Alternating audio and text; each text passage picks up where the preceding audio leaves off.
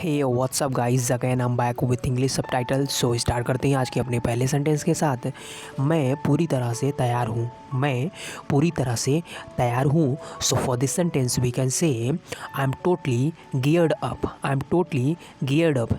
यहाँ पे geared up जो है आपका फ्रेजल वर्ब है, जिसमें हम देख सकते हैं इसका मतलब होता है तैयार होना या तैयार हूँ। तो एक बार सेंटेंस को ध्यान से देखें।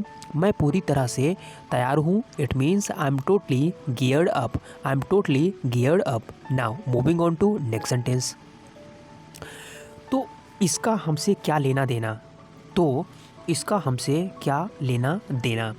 सो for this sentence we can say so what is या what's it got to do with us. So what's it got to do with us. It means तो इसका हमसे क्या लेना देना। So what's it got to do with us. काफ़ी simple तरीके से लिखा हुआ है। आप इसको एक दो बार देख लेंगे तो आपको भी ये सेंटेंस काफ़ी आसानी से आने लग जाएगा। ध्यान से देखें। तो इसका हमसे क्या लेना देना? इट मीन्स सो व्हाट्स या what is it got to do with us. Now moving on to next sentence. मैं सच में शर्मिंदा हूँ। मैं सच में शर्मिंदा हूँ। So for this sentence we can say I am truly embarrassed. I am truly embarrassed. यहाँ पे एम्बरेस्ड कई बार आपने देखा होगा कि मुझे एम्बेरसिंग ना करो। इसका मतलब ये होता है शर्मिंदा करना। तो I am truly embarrassed. It means मैं सच में शर्मिंदा हूँ। मैं सच में शर्मिंदा हूँ। It means I am truly embarrassed. I hope कि ये सेंटेंस काफ़ी इजी है और आपको समझ में भी आ गया होगा। और ये सेंटेंस तो आप दिन में कई बार बोलते ही होंगे। तो इस सेंटेंस को अब आप इंग्लिश में बोलना भी शुरू कर दीजिए कि I am truly embarrassed. It means मैं सच में शर्मिंदा हूँ। Now moving on to next sentence. क्या ये वाकई आपकी कार है? क्या ये वाकई आपकी कार है? So for this sentence we can say is this really your car? Is this really your car? क्या ये वाकई आपकी कार है? क्या ये वाकई आपकी कार है? Is this really your car?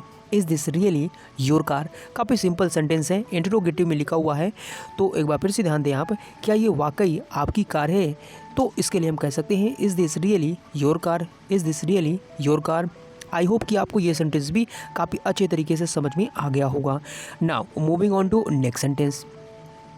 Now in this sentence you can see तुम यहाँ क्या कर रही हो? तुम यहाँ क्या कर रही हो? So for this sentence we can say what are you doing here? What are you doing here? तुम यहाँ क्या कर रही हो? What are you doing here? अगर आप उसको टेंस वाइज देखते हैं तो ये प्रेजेंट कंटिन्यूअस का टेंस है, जिसमें आप देख पा रहे हैं कि कोई काम यहाँ पे कंटिन्यू तरीके से चल रहा है। तो तुम यहाँ क्या कर रही हो? What are you doing here? What are you doing here? Now moving on to next sentence. Now in this sentence you can see दरअसल मैं कभी शादी नहीं करना चाहती। दरअसल मैं कभी शादी नहीं करना चाहती। So for this sentence we can say actually I never want to get married. Actually I never want to get married. दरअसल मैं कभी शादी नहीं करना चाहती। Actually I never want to get married. काफ़ी सिंपल सेंटेंस है। आप इसका इस्तेमाल डे टू डे लाइफ में ये शादी के स्थान पे कोई दूसरा वर्ड भी ले सकते हैं, जैसे मैं कभी वहाँ नहीं जाना चाहती या फिर मैं कभी ये नहीं करना चाहती। तो उस टाइप के वर्ड्स को आप वहाँ पे रिप्लेस करके उसको यहाँ पे लगा सकते हैं और आपका सेंटेंस ऑलरेडी तैयारी है। तो दरअसल यानी एक्चुअली मैं कभी शादी नहीं करना चाहती। It means I never want to get married. I hope कि ये सेंटेंस भी आपको क्लियर हो गया होगा। Now moving on to next sentence. Now in this sentence you can see आपने यह कहाँ सीखा? आपने यह कहाँ सीखा? It means where did you learn this? Where did you learn this? ये सेंटेंस पास्ट में है, जिस वजह से यहाँ पे डिड का इस्तेमाल किया गया है। तो आपने यह कहाँ सीखा? It means where did you learn this? Where did you learn this? ये तो सिंपल है, आपको आता भी होगा। Now moving on to next sentence. वह यह सब कैसे जानता है? वह यह सब कैसे जानता है?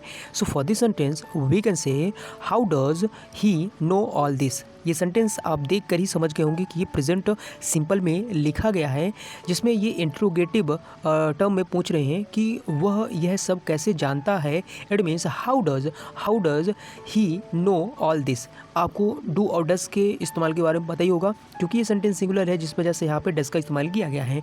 तो वह यह सब कैसे जानता है, it means how does he know all this. So guys, ये थे कुछ सबटाइटल्स और हमने काफ़ी सिंपल तरीके से एक्सप्लेन करने की कोशिश करी है और मुझे उम्मीद है कि आपको ये सारे सेंटेंसेस काफ़ी अच्छे तरीके से समझ में आ गए होंगे। तो चलिए दोस्तों, अब हम मिलते हैं अपने नए वीडियो में नए सबटाइटल्स के साथ। तब तक आप सभी लोग अच्छे से पढ़ाई करते रहें और जो कुछ भी डाउट हो उसको आप कमेंट में लिख कर ज़रूर भेजें। हम कोशिश करेंगे उसको कम समय में आपका जवाब देने की, और साथ ही साथ प्रैक्टिस करते रहिए और इसके साथ ही साथ अपने अंदर की जो एनर्जी है उसको पॉजिटिव बना के रखिए कि अगर कोई भी सिचुएशन है, अगर आपको उस समय वो डिफ़िकल्ट लग रही है तो यकीन मानिए अगर आप प्रैक्टिस करते जाते हैं तो वो एक दिन बाद आपको खुद ही सरल महसूस होने लग जाएगी।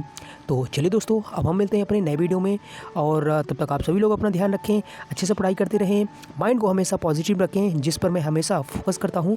और ये अगर आप करते हैं तो यकीन मानिए आप एक दिन इसमें भी महारत हासिल कर लेंगे। So till then take care and see you guys.